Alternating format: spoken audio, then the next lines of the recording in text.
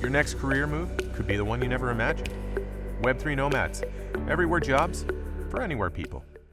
So we're back with the Llamas. If you haven't seen these guys or the people joining their contest at the minute, I don't think you can count yourself as a member of this space because they're absolutely everywhere at the minute. So I can only imagine it's absolutely hectic on your end. So thanks very much for joining. Really appreciate it. Thanks for having us. Of course. Yeah.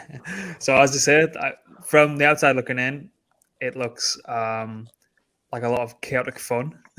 what's it like on your end? Yeah, I think it's an absolute blast, and the community turnout's been really awesome. I think on the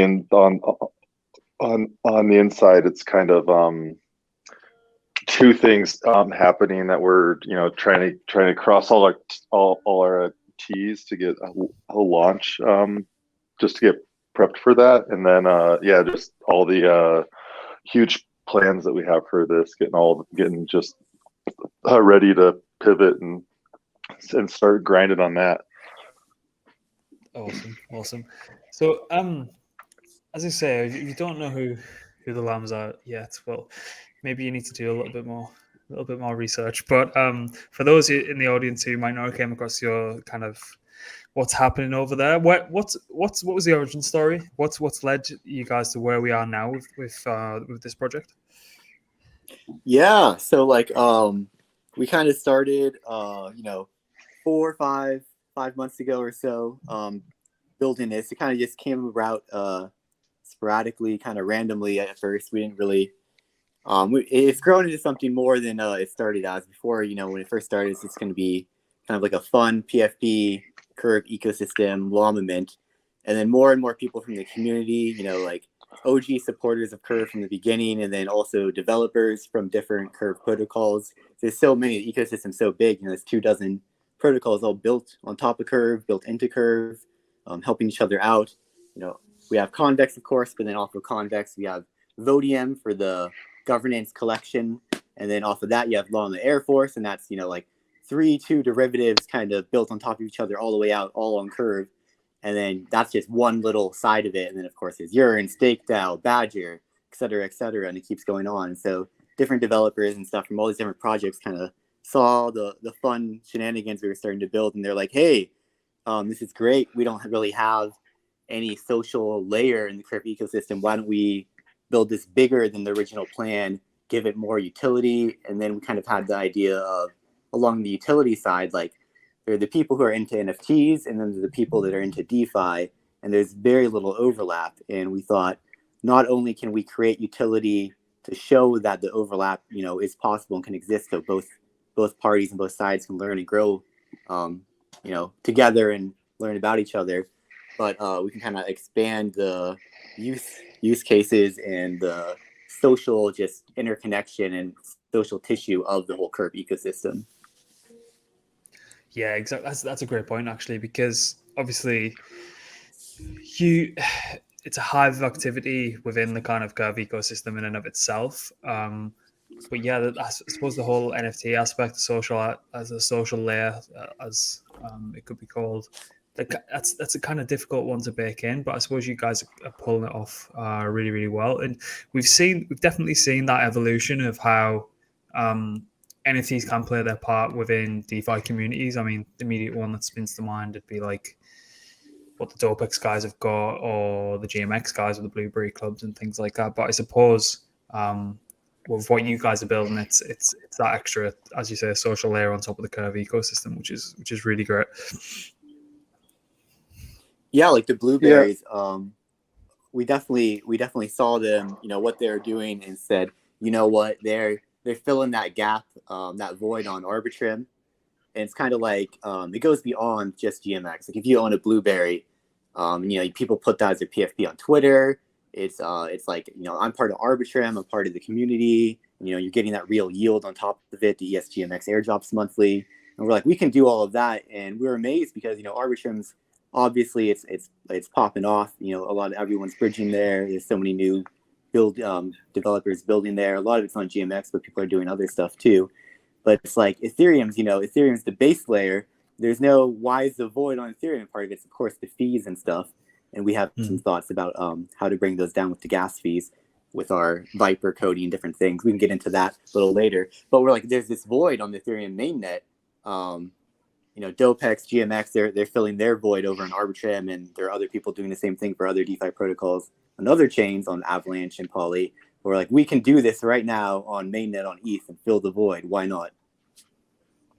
Yeah, I love that. I mean, I always seem to think, particularly if you look at how strong, like you obviously get your strong kind of and quite vocal DeFi communities off the back of specific projects, some louder than others, but it always seems like the NFT communities have, it's kind of a different, I don't know if vibe's the right word, or I don't know what word I'm looking for there, but it seems like they're active in their own different ways, if that makes sense. And I suppose, as you mentioned kind of earlier, there needs to be that little bridge to bridge the gap. Kind of seen it a little bit with the likes of SudoSwap and things like that. So there's like, because the DeFi guys give NFTfi, the NFT guys a bit of shit, and vice versa. But I suppose things like this, they do help to bridge the gap and try and someone might pick up a Llama and then like just off the back of like what they're seeing from a community perspective, and then start venturing into the Curve ecosystem. I suppose it can be seen as a kind of gateway drug as well. So I think that kind of crossover really, really helps. I don't know if you have any kind of thoughts on that. Yeah, I think part of our utility, which this is a great time to begin to talk about all that, is that our project has a mission to reward participation, and we think that having an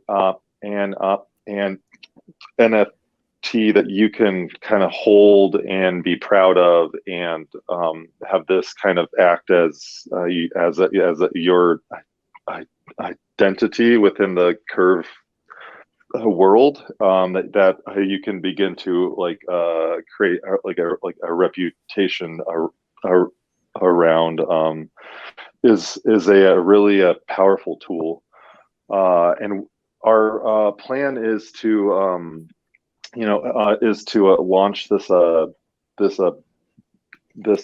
badge platform, and kind of reward positive activity, and have that accrue to an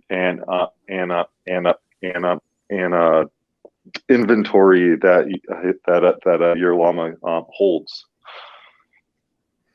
Yeah, so that's a great point actually. So I suppose there's an extra layer of exclusivity which also helps a lot of NFT projects. So I mean, judging by the numbers, how many will be minted, and kind of where does the kind of mint fee and the proceeds and things like that go? Because I think this is a really, really interesting aspect of the whole project. Yeah, I can start, and Hawthorne can finish up maybe. So like, we have this base 1,111 llamas. It's a lot less than most NFT projects out there that are doing. I mean, the old school was 9,999. And now a lot of projects are smaller. They're 3,000, 5,000, but at just over 1,000 right now, it's definitely more exclusive. And the big part of that is these other NFT projects. They make a couple layers in Photoshop, and then they auto generate however many they want to make. And we're not doing that. We take a lot of time to do what we're doing. Each llama is individually generated and rendered through Midjourney, and we have. We spent a lot of time coming up with a very specific prompt list so that all the llamas look alike. But just to get one good llama, say you have an idea, you want to make whatever, a Christmas llama, candy cane Christmas llama. It might take 10 or 20 Midjourney generations to get that llama, in the quality that you want. And then if you want to customize and you want to get, some more detail in there and some curve or fracs or whatever ecosystem kind of symbols or little, like, reach out to them. You can bring it into Photoshop, and then you can spend another half hour, and all of a sudden you spend 2 or 3 hours just making one of the 1,000. Yeah, you must have burnt through some Midjourney credits. Oh yeah, I went up to unlimited real quick. Yeah, It's- it cracks me up. I had a plan, and I burned all my hours in one day. it's so addictive though, isn't it? It's like I don't even know what I can liken it to. It's probably one of the first times as an adult where I've just been like, what the hell is this? I can imagine it was like when I don't know, my parents or grandparents like started using the internet for the first time. It's been such a strange but like incredible experience trying to figure all that shit out. Oh yeah, it's like when like cameras came out or something. I don't even know what to compare it to. What's so great too is like with the Photoshop layer projects, it's those are the layers and those are the NFTs. You can't really edit it later or add more layers or whatever. Like the community can't really get involved. But the way we have everything set up, we just yesterday, the last 12 hours, just ended our 10-day. Our biggest giveaway basically for allow lists that we're going to have is this 50 allow list giveaway, where basically 4.5% of all the mints are going to go to people who generated their own llamas, who followed our kind of taglines and everything. And we just ended it. We have 1,000 llamas to go through and narrow down to 50 here. And those 50 will be included. So it's like people, the community is actually involved. It's not just like some fake community. Everyone here is really in the crypto ecosystem, really making the llamas, really, identifying with the ethos and the spirit of the DeFi and the kind of this, kind of non-profit or pro crypto, the positives of crypto and stuff. And these 50 people who do get selected, maybe they're going to not only have a chance to mint their llama, they get to allow a spot, but they're going to see their llamas, on the secondary market going up, and they're going to know they made that, and maybe they'll chase their own llama down, and it's like cool to be really included in the project that way. Yeah, I absolutely love that. I don't envy you guys having to pick through them, because I mean I leave, like, when people are listening to this, if you just head to the description and bring up the Llama's Twitter profile, some of the community's submissions are absolutely incredible. So honestly, I don't envy you guys having to sift through those and pick the best, because the vast majority I've seen are kind of mind blowing. Yeah, it's pretty crazy. The last maybe 24 hours, just the llamas coming in at the end. I'm just like, what the hell? These are so good. It's wild. I don't know how we're gonna pick. Also, well, just going off of that, we kind of roll into like the badge system a little more. Is like, these. I think we're still working out the exact things for the badges here. But one idea here is like some of the people who maybe make these 50 who are included will get a special kind of original artist badge. That all these badges are kind of boost your llama's yield versus other yield. Oh no, we kind of skipped it. The point here is almost all of the treasury, not all, some of it's going to go to the development for the ecosystem, Viper funding, some other stuff, but the majority is going to be flywheeled, and that yield is going to be given back to the llama holders. So you're kind of running your own flywheel by owning a llama. And these badges are going to kind of boost your llama's yield relative to all the other llamas' yield in the ecosystem. So it's like gamifying the process. So the more you participate in the ecosystem, the more badges you earn, and your llama is boosted compared to others. So it's like a bragging thing, and then also you do get a little monetary value out of it, and you kind of prove your OG status in the future, being like, look, mine was one of the ones that was picked years from now, and or if you own your llama and never sell it from the beginning, you'll have that like OG badge that you had your llama from the start. And all these badges, some of them will decay, kind of in a ode, or not, kind of in reference to the VE token model. But some of them will be permanent, like those original llama owners, will be a permanent boosted badge. And these badges can be given out for so many different things. And one of the cool things about it is like new projects can kind of come to us and like want to make their own badge to, increase participation in their own protocol. So if there's a new stable dollar that we like and we believe in, is positive sum for the ecosystem, not some Ponzi thing, but some new over collateralized thing. Maybe they're using real world assets or treasuries or something, partially backing their stable or whatever it is. they can say, we want to, we're making a curve gauge, we're boosting, we're bribing on convex, we're doing all this stuff. We also want to make a badge where the first, 100 or 500 or whatever people that use, our protocol or lock or whatever, get a badge, a llama badge. And, that's one way we can kind of help connect that social tissue. Can we get into how the kind of the funds from the raise and from the mint are going to be used? Because I think, as I say, this is a really interesting aspect which I don't necessarily think I've seen. I'm racking my brains for anyone else who's kind of used this model, and I don't think I can think of one off the top of my head. So again, quite novel with what you guys are doing. Yeah, sure. I can hop into that.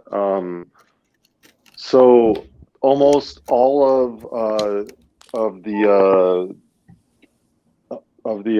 money I raised at the mint and from like royalty swaps and the whatnot are used to create a treasury that will be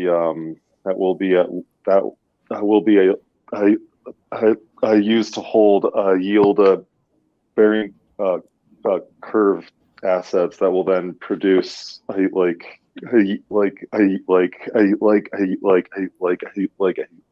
then be used to produce a yield. Last time I checked, it's around 22%. But that will be streamed out to llamas and the part 2 of our project. The initial couple of months, the plan is just to try to compound the treasury as much as we can, because a larger treasury makes the badge mechanism much more compelling. Yeah, Is there a kind of strategy already in place that you guys have in mind, and kind of how do you guys kind of go approach that? I suppose you have to kind of assess what's currently available, but as we mentioned before we went to record, I think there's going to be an awful lot of yield opportunities coming up post Shanghai. So is the kind of strategies already kind of earmarked? Mm-hmm. We have a lot of different, there's a lot of, like you said, there's so many opportunities in the ecosystem, from LSDs to liquid staked convex derivatives, it's so many things. So the big thing we're going to be doing here, I should also mention it, here is like, we may, further down the road, we're thinking about how we're going to be able to take just a tiny bit out of the treasury to pay devs to continue the project with like the deeper badges. Right now everything is completely volunteer, and we haven't, nobody on the team has taken a penny, and we have no plans to offer this mint initially here, but we are going to have to pay devs at some point to continue the badge ecosystem, a year from now. But for now, this initial mint, we're not paying ourselves out or anything. So like we're really getting this treasury bootstrapped. We believe in the ethos of DeFi. So all this treasury is just going to flywheel the ecosystem. And the big thing here is we're going to be using U-curve, CVX-CRV, which is auto compounding staked curve basically. So by being able to kind of share the U-curve with the llama holders, they're getting kind of the max benefits of having their curve staked, having it liquid, and having it self-compounding. So we're going to save on gas on like every aspect that we can. And then using the Viper for some of our different contracts and stuff, we're going to be saving as much gas as we can. So like on the badges, for instance, of course, the NFTs are 721s, ERC 721s, but the badges, some people have heard of POAPs before. They're ERC 1155s. And it's a little different. And it's kind of like, where an NFT is an individual thing, a 1155, it's like you make something and it's the same, but you can share it to a lot of people. So for instance, if we make this OG badge where like a non-degrading badge where everybody gets one for the initial mint, that'll say there's 1,000 of those, 1,011. Those badges, each one will be identical to another. So it's all kind of the same one token, but each person has their own copy of it. and there'll be different ways to degrade them or make them immutable and stay forever, or take them away if you trade your llama, things like that. And they'll give that boost to your llama. But because they're 1155s, and because we're going to be using Viper, the gas is going to be so much more efficient than Solidity. And Solidity is great for some things, and Viper is great for some things. But one thing Viper is just better at is gas efficiency. So one of the big things we want, and Viper is kind of connected to the Curve ecosystem and Ethereum mainnet, is that we want to help fund some more Viper development, because part of this is growing not just Curve, but growing the whole ecosystem, making everything safer, increasing security. And by having some Viper development, be that Viper hackathons, in the second half of the year here, along with other stuff like being able to fund Viper development through toolkits, increasing funding for devs to work on toolkits to increase security for future projects. All of that's going to help boost the Curve ecosystem and the Ethereum ecosystem overall, which helps everybody out. Wow, jeez, yeah, this is. I think this is going to be the kickstart of something that a lot of people will look at and think, shit, why didn't we think of this? Or go and try and adopt, because as you say, kind of like a flywheel for specific ecosystems, this model just works. It's just a great incentive, great kind of aligned incentive, should you say. And I think I think you might get some copycats. Yeah, and that's absolutely fantastic. So we're just trying to act as a public good in this, and we're trying to capture as much talent as we can, because that's how that's how crypto as a whole begins to mature and change into its next magnitude. Yeah, I completely agree. I mean, the whole thing of how collaborative and how fast moving the space is, obviously can sometimes be a blessing and a curse with like its open source nature and collaborative nature, because some people try and take that and act in negative ways towards the industry. But I think kind of these things, particularly from like a social aspect as well, these are only kind of great for the space moving forward. You touched upon it a little bit there, but I'd love to get into it a touch more. But how does like the upgrade kind of feature and stuff like that work? Is it through the POAPs and things like that, or because it's not exactly just a stagnant NFT and then it's kind of that's it, because there's a lot more kind of going on behind the scenes. The badges are big, yeah. So it all the badges are gonna not only, I mean, the base thing, of course, is like boosting your yield. But then it's also then like, oh look, I'm an OG, I had my llama from the beginning. But then on top of that, there's a whole other aspect in me. I'm sure Hawthorne will want to talk about this too here in a sec. But it's like, in the future, say some badges could be given out to tech people for committing, a commit on GitHub that helps the ecosystem. But there's things outside of coding too. It can be something as simple as just saying locking Curve or locking Convex or locking StakeDAO or whatever ecosystem token it is. And it can also though be off-chain. It can be on-chain and off-chain. This is the big thing. So say somebody writes up a really well-articulated article about some new protocol or risk or something like that in the ecosystem, and they submit it to the Curve risk team, or now the Llama risk team, who've rebranded, and it's published. They can get a really special kind of DeFi research badge for that.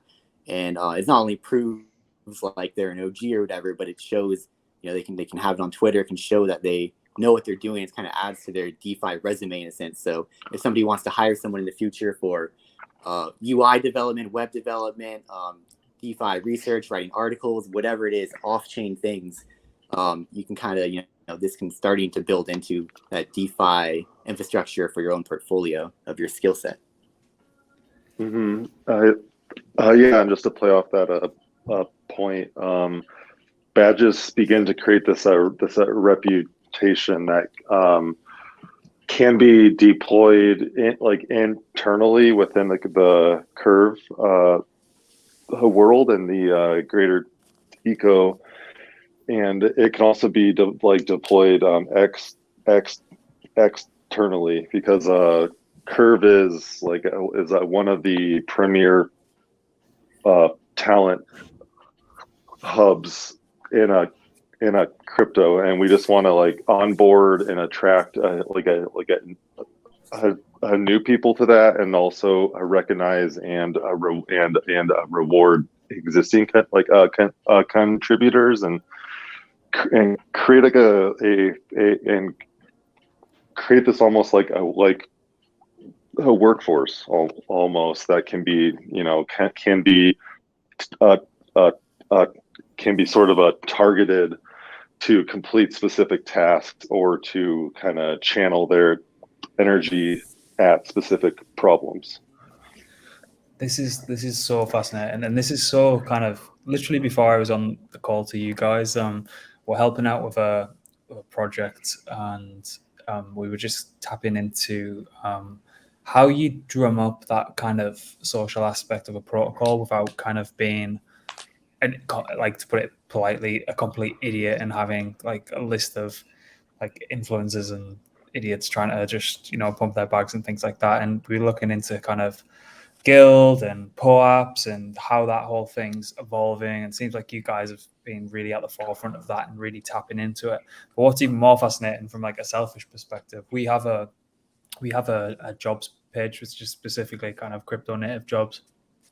And we were kind of talking earlier today about, well, how do we, it's all well and good having like a job site, but how do we, again, if we're going to profess that we're completely crypto native and want to be part of the industry, how do we make it so someone doesn't necessarily have to submit a kind of typical legacy CV? Like, people want to see like actual participation in specific ecosystem, as you were saying, if you're a UI UX developer or community builder, or like, we were just thinking of weird and wonderful ways to kind of do that. But as soon as you said that, then my kind of ears pricked up, because I think that's probably, on a social aspect, that's probably a really good indicator of like on-chain activity and on-chain participation. And then, as you say, even the off-chain stuff, if you guys have helped build like such a project like yourselves, I think that is by far and away more important to people in this space who are building and need additional resources than a traditional kind of CV.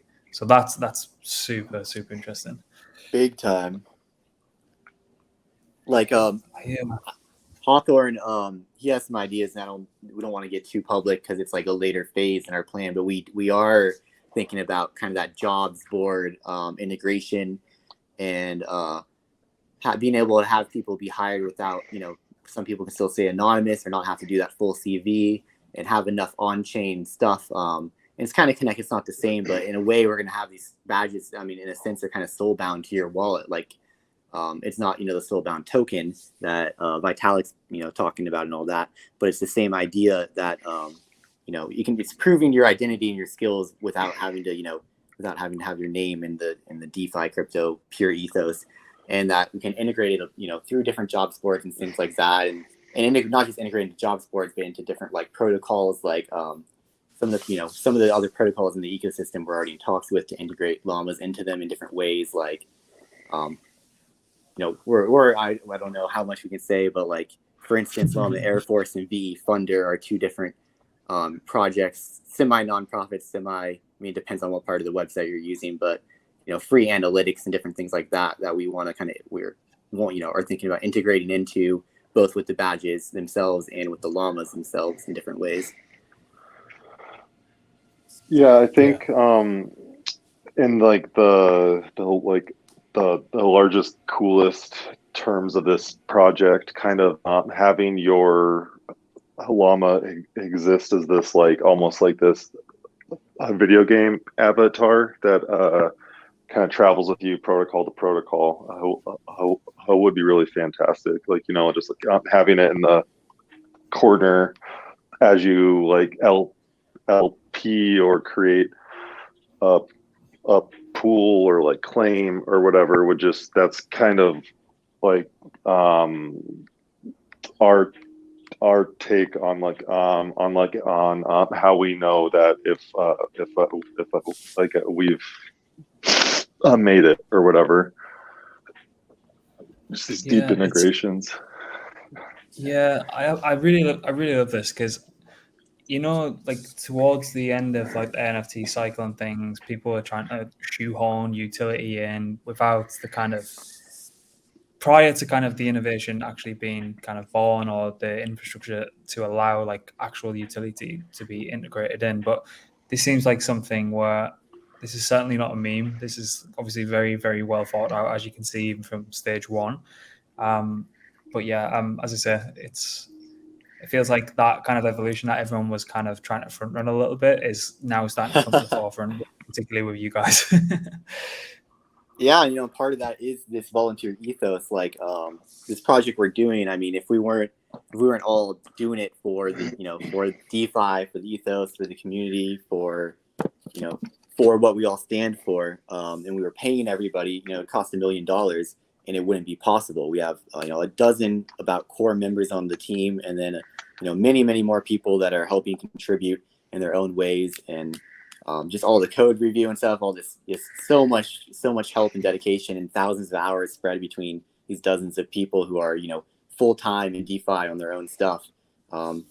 It would cost so much, and because everyone's just willing to put the time in the bear market and try to build this new kind of better quality foundation for the next cycle, and all not just the next cycle but the future, and indefinitely is how it's able to happen. So like. Of course, we have our core devs. We should shout out Rask here and Dina, who are both working on our contracts and our UI. But we have so many people from the ecosystem, developers who are helping us out, like Fitty, core or a Curve contributor, working on the CRV USD, is helping us review some of our code. Knows from the Risk team, Llama Risk, is helping review our code and our contracts. Curve Cap, .lins, sure everyone knows him on Twitter. He's Legend. He's leading a lot of our Viper stuff and helping out with that, and kind of thinking about the badges and how to lower the gas. And Alunera from Llama Air Force is really behind us and wants to help us get those integrations and be kind of one of those first integrations where we're gonna you log in. It's like we want it so you can log into any dApp. You'll see your llama in the corner over your wallet. It's kind of like your D-Bank or your Zapper or whatever. Your llama's traveling with you, like Hawthorne said, and keeping track of everything. And you can see your badges there, and maybe you'll be able to see your badges on our website and kind of this, your own UI wallet, like a video game. But maybe on Llama Air Force, you'll be able to see the same badges there on a certain page. And you go to these different websites and you see how the badges affect your llama on those different protocols and everything, and just really interconnect it all. Yeah, and to that point as well, it's like what's been really cool to me is just to our our premise is to just kind of create this like talent black hole, and it's been really cool because we have the OGs and these legends coming in to chip in, but it's also really cool because we have contributors who aren't even in crypto coming in to contribute, and that to me is just really cool because it's kind of proving our premise as we create the project. Yeah, 100%. I'd love to expand on that a little bit, because some projects seem to really struggle with this aspect of kind of community participation, and maybe people are a little bit hardened, particularly by the bear market and things like that, and also a little bit more experienced, so can kind of see through the shit sometimes. But like, how are you guys looking at the kind of response and the community participation around it? Is this been like thought out, cultivated? Is it like by accident or design? Because I think with what you guys have got currently, it's, if you could kind of package that into a bottle and sell it, people would pay an absolute fortune for this. So is it kind of accident, design, or somewhere kind of in between? Spontaneous, accident, serendipitous. It's like, it's just it's 100% organic. We haven't paid anybody. We haven't done any kind of special promotions. No retweet, like, giveaway things, none of that. It's just been completely organic from the start. It's like it took we made a Twitter with 0 followers, and it took a month to get to 200, another month to get to 800, another month to get 1,200. Now we're around 1,500, and we're just slowly going parabolic here. And maybe we'll see. I mean, and we'll see where we are. Maybe by the time we mint in another month, we'll be at 3,000 or 5,000. And it's not really part of maybe why we're growing. And it's in these other NFT projects, everyone's saying, wag me GM, but they just want to get their mint and flip and get out. And the whole point of this is like, everyone trying to get a llama right now is trying to get it to hold forever. And that's like the real community. And we aren't thinking about the price. Like, obviously it's nice if the price goes up, and if the price does go up, there's even more integrations we can do, like, quickly, like JPEG. That's another Curve, protocol, where you can over collateralize your semi blue chip NFTs, and if llamas ever get there one day, we'll try and get them whitelisted, and you can collateralize your llama to farm even more Curve on top of your Curve airdrop. But we're not, part of not thinking about the money side of it and the volunteer side of it is really attractive to everybody and kind of leads to more organic growth, I think. Yeah, there's been this absolute incredible energy around this that's been a blast to get to be a part of and get to contribute to. It's absolutely wild. Yeah, I love it. As I say,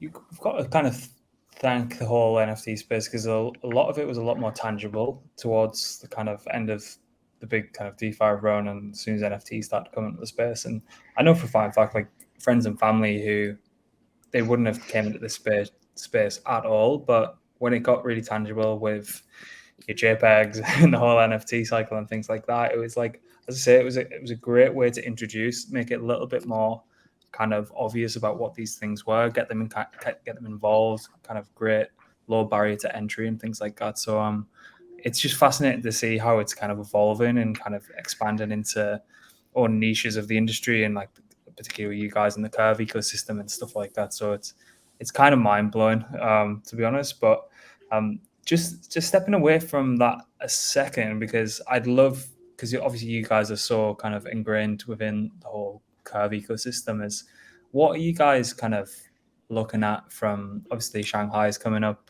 being asked, we've had the Rocket Pool guys on today, and the Stakewise guys on last week. Is how are you guys thinking about that? What's your kind of opinion on how it's going to affect? Because my personal opinion is the incentives and competition that's going to be caused from liquid staking derivative products in particular is just going to be absolutely insane. I just wanted to kind of see if you had any more further insight from the inside looking out. Yeah, I mean, I think Brax's ETH product has been absolutely crazy to watch it. It's I think it's a pretty masterclass of tying protocols together to create this like catapult of a bootstrapping. And I think it's been that's like, I think true. That's like really true to the ethos that you build like Legos on top of each other, and that's been really cool to watch. And I don't know if it's existed quite yet. Probably. I need to come across it. But I think tokenizing pools of a liquids staked ETH, it will be a really cool to watch it begin to just kind of pop up in a lot of different places. Yeah, I give my thoughts to continue a little. I'm definitely a Praximalist, to a point here, and have some FXS locked up for life, and some liquid and some farming with the CR, with the convex peg and everything, and all over the place. But they said Lido, Rocket Pool, Stakewise, Frax, even CBE, even though it's centralized, it's one of the only centralized ones in DeFi where you can kind of still collateralize it on chain. And And the growth is just continuing. And with Shanghai, I think a lot of those big guys, the unlocks are going to flow to some of the smaller guys as some people chase yield. So I would not be surprised at all if a huge percent of Lido unstakes and moves over to Frax and Rocket Pool and stuff, and just a little bit of Lido unstaking moving to Frax, going to bring Frax up big time. And Frax's LSD, FRX ETH, and SFRX ETH have already been just going parabolic nonstop since they started, and I'm in both. And SFXR ETH, it has double the yield. I mean, and it's pure ETH. Why not get 6, 7, 8, 9% in it instead of Lido's 4.5 in pure ETH? And part of that is due to two things. One is that they're running their validators in the top 1 percentile of all validators, so they're just getting the blocks. Another one is their MEV is just outstanding. You can see, I forget how many weeks ago, 3 weeks ago or something, the MEV was just off the chains chart. I think the SFRX ETH yield was like over 10% for 1 week or somewhere around that, just from the MEV. And then the big thing though is the dual pool, kind of dual staked model, where some people kind of want to farm on Curve using FRX ETH, and Frax has so much experience with stable dollars. It's set up as a stable pool 1-to-1. So FRX ETH is really just their Frax's WETH, their own wrapped version of Ethereum. And so because Frax owns so much Curve, they say if you don't know where the yield's coming from, you are the yield. Well, Frax owns so much Curve and Convex, they can provide that yield to their own pool there to create liquidity before Shanghai. So it's attractive because people can be liquid on their LSD, and at the same time they can farm Curve and Convex and Frax. And all the people who are choosing to farm Curve, Convex, and Frax, these governance tokens, rather than go in SFRX ETH and take pure Ethereum, their Ethereum is still being staked in these validators, and that boosts the direct Ethereum yield. So every time someone chooses to farm Curve instead, that their yield is going to the people who are taking the pure Ethereum. And so it's just a better, cleaner model right now than anything else out there. Love it. Those Frax ETH stickers, getting those lottery blocks. Yeah. One more thing. Just hit me. One more thing I'll say really quickly is the Frax already has the Frax base pool. So all the new stable dollars who kind of want to launch and bribe for liquidity, they, most of them, almost all of them are pairing with the Frax BP pool, which is Frax USDC, paired with whatever their stable. Well, Frax, as soon as they get their own, the Frax Ethereum base pool launched here, all these, different people are going to want to pair with them. It's like, even Lido, perhaps, like, why would Lido want to incentivize themselves and just pair, STETH with ETH when they could pair STETH with the Frax ETH base pool and have some of that liquidity incentivized through Frax's own, Curve governance. And all of that, base pool usage is just going to continue to boost Frax ETH liquidity on top of their own yield boosting. And it's another flywheel inside the flywheel inside the flywheel. I absolutely love it. 2 quick fires. Do you think staking participation increases or decreases for Shanghai? Increases. Yeah. Yeah, I completely agree with that. Yeah, I'm in that camp as well. One other one.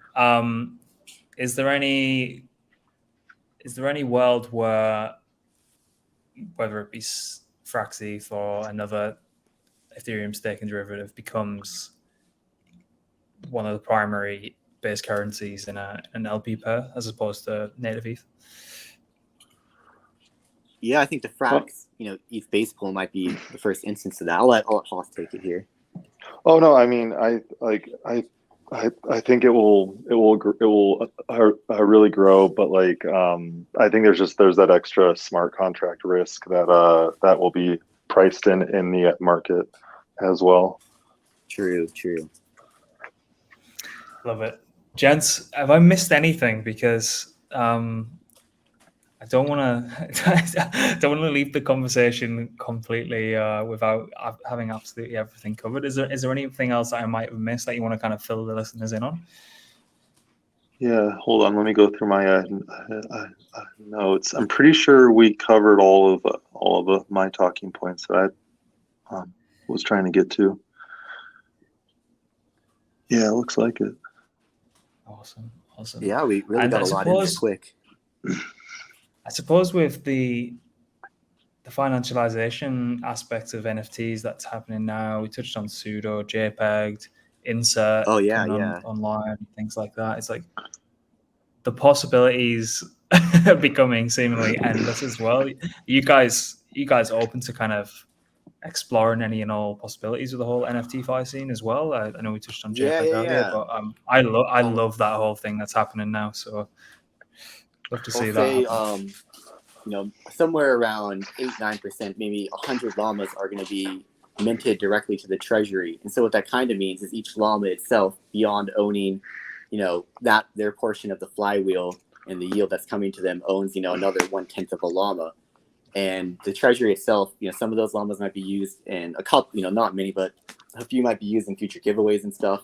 But the majority of them, you know, they're going to be yielding themselves. So that's going to be another compound yield on the treasury, compounding to the flywheel to airdrop. But also, we are totally thinking about pseudo swap and other things. You know, I'm big into using UniV3 for very specific purposes, and pseudo and UniV3 are, you know, the same idea with the floors and the curves. And so we want to. We've seen NFT projects come and go where they say they use pseudo to create this synthetic floor and try to pump their price, and then it breaks and everything crashes. And that's BS. And we're the opposite of that. It's all about long-term sustainability. You know, we want to be here for years and years and years forever, and have the badges mean something forever, and kind of spark this new wave of DeFi innovation. But we would totally want to use some of these llamas that the treasury owns in very safe, controlled curves on pseudoswap to help create liquidity for people, and just not like make any artificial floors or anything like that, but help support just kind of a base floor where people can swap in and out without having to be scared about anything. And all those fees, again, you know, pseudo has this kind of base 4% swap fee, where altcoins, you know, even on Uni are a 1% swap fee. So these fees really add up. They, again, you know, like royalties, compound back into the treasury, into the flywheel. Yeah, and just and our take on the larger project is that we want these to be permissionless and to be completely integrated across the whole landscapes. Oh, our treasury has some plans, but we also would like this, you know, to be like a token, you know, that can be integrated into everything. Yeah, we're not launching any token. We never, you know, our llama is the token. And, yeah. And it'll expand beyond Curve. Like, I mean, you know, it's part of it. Part of the big thing, I guess we should say, that I think maybe we missed, is that everybody in Curve, the Curve ecosystem, dozens and dozens of protocols, you know, when governance comes around, Curve, you know, has the best governance participation of any protocol in the world that exists. And it's because Curve is the only real stable dollar launchpad in the world, because no one else can hold a peg through governance except through Curve. And so, you know, every new stable dollar protocol launches through Curve for a reason. And, you know, they're all voting for themselves. They have their own self-interest. So part of what we're doing is we're that neutral body between them all. We want to support the ecosystem. And sometimes that means supporting individual protocols when they're starting out that we, you know, think are positive sum.